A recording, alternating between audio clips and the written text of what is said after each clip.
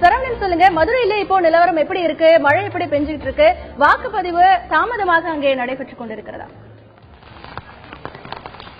மதுரை மாவட்டம் முழுவதும் நேற்று மாலை முதலே பரவலாக மழை பெய்ய தொடங்கியது. பாத்தீங்கன்னா நகர் பகுதியில் இப்போ பல இடங்கள்ல தொடர்ந்து அடைமழை பெய்து வருகிறது. நேற்று இரவு முழுவதும் பெய்தது. தற்போது காலை 7 மணிக்கு வாக்குப்பதிவு தொடங்கியது முதல் பலத்த மழையானது தொடர்ந்து நீடித்துக் கொண்டிருக்கிறது. இப்ப பாத்தீங்கன்னா நம்ம நிக்கக்கூடிய இந்த மையத்துல முன்னாடி தண்ணியில அதிகமா நின்றுட்டு இருக்க ஒரு காட்சியை பார்க்கலாம். இருந்தாலும் இந்த பகுதியில் மக்கள் ஆர்வத்துடன் ஒரு சிலர் குடைகளை பிடித்துக் கொண்டு வாக்குச்சாவடிக்கு தங்கள் வாக்குகளை செலுத்தி வருகிறார்கள். பல இடங்களில் பாத்தீங்கன்னா ஆர்வம் இருக்கிறது மக்களிடையே. ஆனால் ஒரு சில பூத்துகள்ல ஆர்வமின்மை காரணமாக, அதாவது மழை காரணமாக யாரும் வெளியில் வரவிடாத சூழ்நிலையில் இருக்கிறார்கள். எனினும் மதுரை மாவட்டத்தில் தொடர்ச்சியாக இந்த மழை நீடிக்கும் பட்சத்தில் அது வாக்கு சதவீதத்தை குறைக்க வாய்ப்பு இருக்கிறது என்று ஒரு கருத்து நிலவுகிறது. மேலும் இந்த மழையானது கூடுதலாகவோ அல்லது புயல் மழையாகவோ தொடர்ந்து பெய்தால் அல்லது பலத்த மழை காற்றுடன் பெய்தாலோ வாக்குப்பதிவு சதவீதத்தில் கண்டிப்பாக குறைய வாய்ப்பு இருப்பதாக பலர் கருத்து தெரிவிக்கிறார்கள்.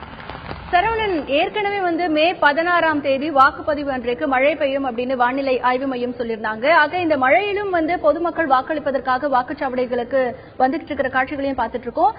இதற்கான சிறப்பு ஏற்பாடுகள் ஏதாவது செய்யப்பட்டிருக்கா? பிளாஸ்டிக் கூரை அமைப்பது போன்ற பல்வேறு விதமான வழிமுறைகளை தேர்தல் ஆணையமும் சொல்லியிருந்தது.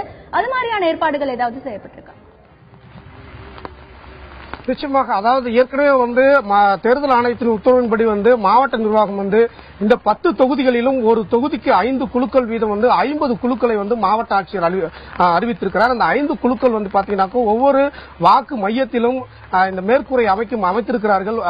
ஏதாவது ஒரு இடத்தில் மேற்கூரை அமைக்கப்பட வேண்டும் என்ற அந்த பகுதியில் மட்டும் அமைத்திருக்கிறார்கள். ஒரு சில வாக்குச்சாவடிகள் இண்டோர், அதாவது உள்ளரங்காக இருக்கிறது. அந்த உள்ளரங்கில் மக்கள் நிற்பதற்கு வசதியாக இருக்கிறது.